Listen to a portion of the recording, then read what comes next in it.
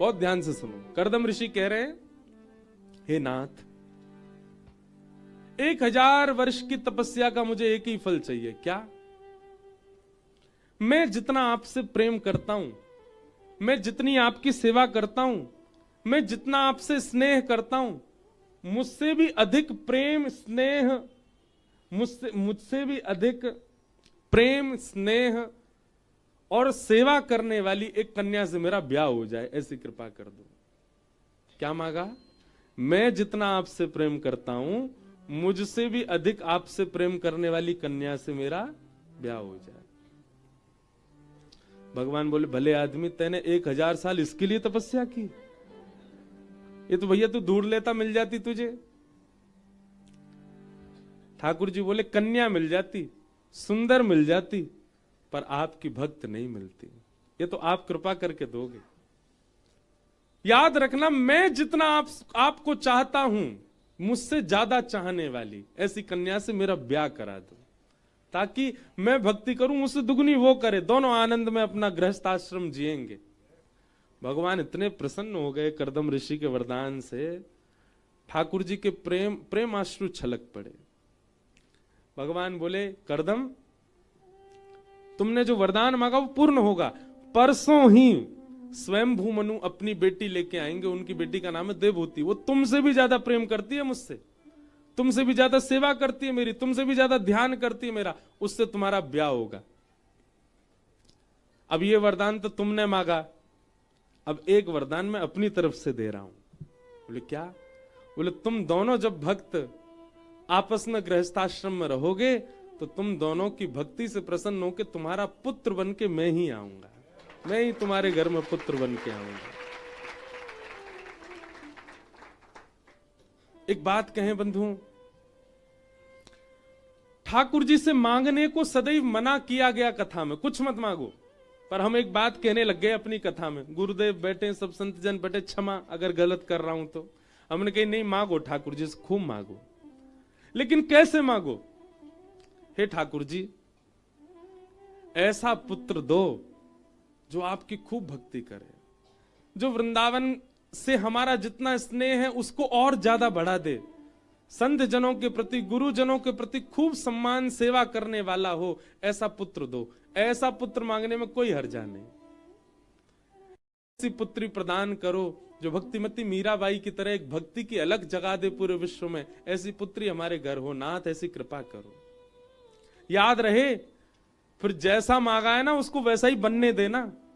कहीं पता चला फिर पुत्र हो गया बढ़िया, तो अब उसको भक्ति से दूर ही दूर रख रहे हैं।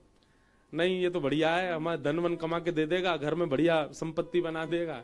नहीं, आप ठाकुर जी से कुछ भी मांगो, पर संबंध में ठाकुर जी को ही मांगो। उसके बदले हमें चाहिए क्या? आप ही चाहिए नाथ। हमारो घर बनवा दो। क्यों? हे नाथ, उस घर में आप विराजो, आप ही ठाट से विराजो, आपकी सेवा हो, आपके सेवक के रूप में हम उस घर में रहा करें, ऐसी कृपा कर दो। घर बन जाएगा, ऐसा जोर को बनेगा महाराज। क्यों? ठाकुर जी के लिए मांगा है। कर्दम ऋषि ने कहा और भगवान ने कृपा की, कहा कि देवहूति के साथ आपका ब्याह होगा और मैं कपिल के रूप में आपके घर आऊंगा, कपिल के रूप में मेरा जन्म होगा। 9 पुत्रियों ने जन्म लिया और 9 पुत्रियों के बाद 10वें पुत्र के रूप में भगवान कपिल का प्रादुर्भाव। बोलो कपिल भगवान की। देवहूति माता और कपिल भगवान का सुंदर संवाद भागवत जी में सुनाया गया, जहां देवहूति माता के अनेक प्रश्नों के उत्तर भगवान कपिल ने दिए। एक प्रश्न सुन लेते हैं कि निर्वेणा नितराम भूमल असद इंद्रिय तर्षणात् येन संभाव्यमानेन प्रपन्नांधम तम प्रभु। हे नाथ, बहुत ध्यान से सुनना। हम अपनी इंद्रियों की इच्छा पूरी कर करके हार चुके हैं, पर हमारी इच्छाएं पूरी नहीं हो रही। जीव को जितना भी खिलाओ ये फिर भी प्यासी रहती है, भूखी रहती है। हाथों को कितना भी स्पर्श करा दो फिर भी ये अतृप्त ही रहते हैं। सर्वांगीण इंद्रियों को कितने भी भोग वस्तु दे दो, इनकी तृप्ति नहीं होती कभी भी। हे नाथ, इन असंत इंद्रियों की तृप्ति का उपाय क्या है? ऐसा हम क्या करें जिससे हमारी इंद्रियों को एक ठौर प्राप्त हो जाए, फिर ये इंद्रियां कहीं ना भटकें, फिर जीव की इच्छा समाप्त हो जाए, नेत्रों की इच्छा समाप्त हो जाए, कानों की इच्छा समाप्त हो जाए, सर्वांगीण इंद्रियां सम हो जाएं। ऐसा कोई उपाय बताओ नाथ। भगवान कपिल कहते हैं, मैया एक ही उपाय है। क्या? कि योग आध्यात्मिक पुंसाम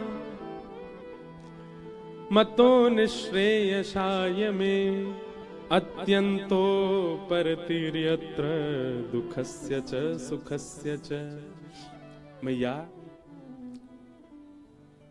इंद्रियां बुरी नहीं है, नेत्र बुरे नहीं है, नाक बुरी नहीं है, जीभ बुरी नहीं है, त्वचा बुरी नहीं है, हाथ बुरे नहीं है। इन इंद्रियों को आप असद मत कहिए, ये इंद्रियां असद नहीं है। इन इंद्रियों का स्वामी बनकर के बैठा हमारे भीतर जो हमारा चित्त है, चेतः खलवस्य बंधाय, वो चित्त वो बुरा है। उस मन की इच्छा होती है, इंद्रियों की कोई इच्छा नहीं होती। आप करके देख लो, जीव आपकी कुछ इच्छा करे ये खिलाओ, पर आप वो ना खिला करके कुछ और खिला दो, जीव आपको कुछ कहेगी? कुछ नहीं कह सकती। लेकिन हम उसके इतने अधीन हो चुके हैं कि जीव जो कहती है हम उसको खिलाते ही हैं, नेत्र जो कहते हैं हम उसको दिखाते ही हैं, कान जो कहते हैं वो हम उसको सुनाते ही हैं। पर यदि जो वे मांगे वो ना दिया जाए तो संभव है कि इंद्रियां हमारी सम हो सकती हैं। मैया इंद्रियां बुरी नहीं है, इंद्रियों का स्वामी बन बैठा हमारा मन बुरा है। इस मन को सुधारना है, और मन को सुधारने का एक ही तरीका है। क्या? मन का वातावरण शुद्ध कर दो। हम कैसे के संग बैठते हैं, कैसे के संग खाते हैं, कहां जाते हैं, कैसा बोलते हैं, कैसा सुनते हैं, इन सब का प्रभाव मन पर पड़ता है। यदि इन सब में श्री कृष्ण आ जाएं, मिलें तो श्री कृष्ण, बैठें तो श्री कृष्ण, सुने तो श्री कृष्ण, पाए तो मतलब सब कृष्ण संबंधी हो जाए, तो मन को सुधरना ही पड़ेगा। इसलिए मैया इंद्रियों को मत सुधारो, मन को सुधारो। और मन को सुधारने के लिए क्या करना पड़ेगा? सत्संग। जैसा वातावरण रखोगे वैसा मन होता चला जाएगा। तजोरे मन हरि विमुखन को संग, तजोरे मन हरि विमुखन को संग, जाके संग कुमति उपजत है, जाके संग कुमति उपजत है, पड़त भजन में भंग हो, पड़त भजन में भंग, तजोरे मन हरि विमुखन को संग, तजोरे मन हरि विमुखन को। एक बात याद रखिएगा बंधुओं, जैसी सेवा पहले बन रही थी वैसी अब नहीं बन पाती। जैसा नाम जप होना चाहिए वैसा नहीं हो पाता। जितनी रति कथा सत्संग में होनी चाहिए उतनी नहीं बन पा रही है। कहीं ना कहीं आप किसी कुसंगी व्यक्ति से कहीं ना कहीं टच में तो हो, उसका ही प्रभाव। एक बार त्याग कर दीजिए उसका, आप अपने आप अनुभव करेंगे कि आपका भजन बढ़ रहा है, आपकी सेवा बढ़ रही है, आपका नाम में रुचि बढ़ रही है, आपकी सत्संग में रुचि बढ़ रही है, वृंदावन के प्रति प्रेम बढ़ रहा है। संग का बहुत बड़ा असर होता है हमारे मन के ऊपर। हमें लगता है कि व्यक्ति कैसा भी क्यों ना हो, हमारा काम तो बनवा रहा है, कोई बात नहीं, भक्ष खाता है, मदिरा पीता है, लेकिन हमारा काम है ना इससे, इसलिए इससे संबंध रखना पड़ेगा। नहीं, उसका त्याग कीजिए। और कई बार आप शरीर से किसी व्यक्ति से दूर नहीं हो सकते, मन से त्यागिए, मन से त्याग दो। मन से उन सब लोगों को त्यागो जो हरि विमुख हैं, उनको मन में स्थान नहीं देना है। वो मिल जाएं तो हाथ जोड़ो, मिल जाएं तो गले भी लग जाओ, पर मन में उनको स्थान मत दो। हम लोग नाटक करना बहुत अच्छा जानते हैं, मानवों को एक खूबी दे रखी है ठाकुर जी ने, नाटक बहुत बढ़िया करते हैं हम लोग। जैसे ही ऐसा व्यक्ति मिले जो भगवत विमुख है, उससे इतने अच्छे से मिलो कि उसको लगे कि आप उसके बहुत प्रेमी हो, पर मन में उसको स्थान मत दो। मन से उन सब का त्याग करो जो हरि विमुख है, और धीरे धीरे धीरे धीरे तन से भी त्याग करने का प्रयास करो। आप देखेंगे जिस दिन आप उसका त्याग कर देंगे मन और तन दोनों से, उस दिन आपका भजन एक अलग स्थिति में आ जाएगा। मीराबाई ने अपने ससुराल पक्ष का त्याग नहीं किया। राणा जी ने खूब विष पिलाए, खूब प्रकार से मीराबाई को प्रताड़ित करने का प्रयास किया। उनकी ननद वो भी बहुत प्रयास करती थी मीराबाई को पीड़ित करने की, पर मीराबाई ने उनका त्याग नहीं किया। एक दिन कथा सबको पता है कि जो मीराबाई के देवर थे, उन्होंने एक वैद्य को बुलाया और वैद्य से कहा कि एक ऐसा कालकूट विष बनाओ जिसकी एक बूंद जाते ही प्राण निकल जाए। तो उस वैद्य ने एक विष बनाया और विष बना करके मीराबाई के कक्ष में पहुंचवा दिया कि भाई चतुर्भुज भगवान का अभिषेक का चरणामृत है, पी लो। मीराबाई ने जैसे ही पात्र देखा, बोले काला काला, वो चतुर्भुज भगवान भी तो काले हैं, उनका अभिषेक किया ना इसलिए चरणामृत काला हो गया। मीराबाई तो अकाल मृत्यु हरणम सर्व व्याधि विनाशकम विष्णु पादोतकम पित्वा पुनर्जन्म न विद्यते। यदि भगवान के चरणामृत का कोई पान कर ले तो उसकी अकाल मृत्यु हर जाती है, पुनर्जन्म नहीं होता। मीराबाई की तो बड़ी निष्ठा थी चरणामृत के प्रति, तुरंत पान कर गई, कुछ नहीं हुआ मीराबाई को। झरोके से देख रहा था उनका देवर, बोले ये तो अभी भी ठीक है। तुरंत वो पात्र मंगवाया और पात्र मंगवा करके उस वैद्य को बुलाया। बोले ए रे, तू हमसे नाटक करता है, हमको दिखा दिया विष है और ऐसे पानी काला बना करके दे दिया, मीरा तो अभी भी नाच रही है, उसको तो कुछ हुआ ही नहीं। वैद्य बोला हो नहीं सकता, इसके प्रत्येक बूंद में इतना विष है कि कोई व्यक्ति एक बार सूंघ ले तो मर जाएगा। तो राणा ने कहा एक काम कर, इसमें 2 बूंद बचा, तू पी। वैद्य बोला मेरे छोटे छोटे बच्चे हैं। बोला हमें नहीं पता, अगर इस विष में ताकत थी तो मीरा को लगनी चाहिए थी, इस विष में ताकत होगी तो मीरा को लगती, विष में ताकत नहीं है इसने नहीं लगी, तू भी पी ले, मीरा भी तो बच गई। और मुख से विष का वो 2 बूंद जबरदस्ती पिवा दिया वैद्य को, और 2 बूंद मुख में जाते ही वैद्य के प्राण निकल गए, नीला पड़ गया शरीर। अब राणा ने तो वैद्य का शव भिजवा दिया उसके घर, लेकिन उसकी पत्नी बच्चे सब महल में आए और मीराबाई के कक्ष के बाहर बैठ के रोने लगे और पूरी बात मीराबाई को बताई। हमारे पति ने विष बनाया आपको पिलाने के लिए, आप तो सही सलामत हो, हमारे पति को पिला दिया, उनके प्राण चले। ये छोटे छोटे बच्चे कैसे बचे हैं? तब मीराबाई ने ठाकुर सन्मुख बैठकर के पद गाया,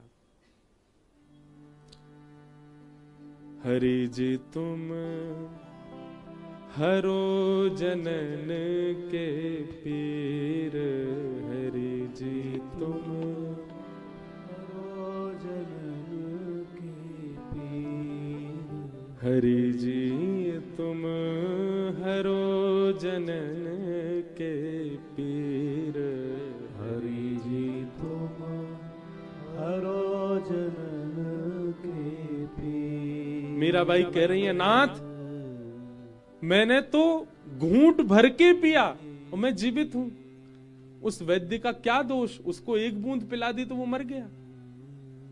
जैसे मैंने उस विष को चरणामृत मान लिया और मेरी रक्षा हो गई, तो इसका मतलब है कि वो चरणामृत ही है, तो फिर वो वैद्य क्यों मर गया? और अगर वो वैद्य मर गया तो फिर मैं जीवित क्यों हूं?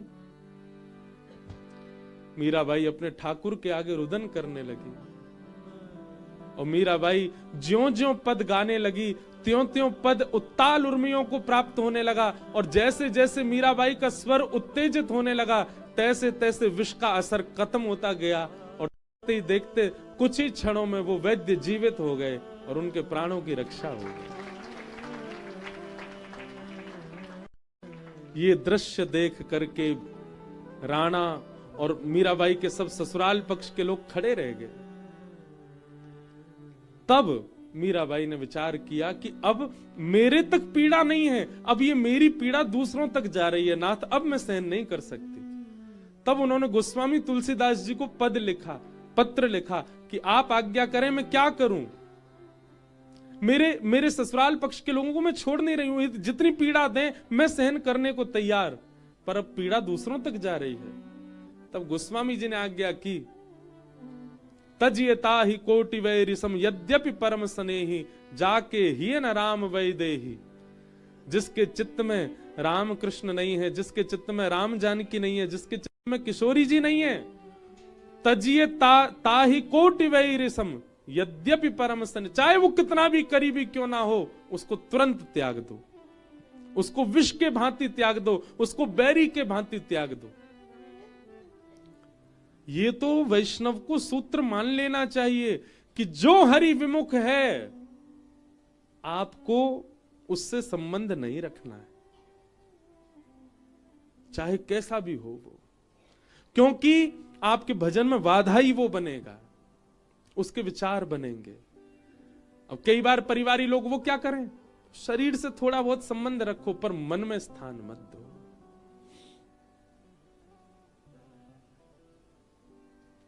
तो मन यदि अपने वातावरण को शुद्ध कर लेगा तो आपका मन, आपकी इंद्रियां अपने आप वश में होती चली जाएंगी। भगवान कह रहे हैं मैया मन को सुधारो।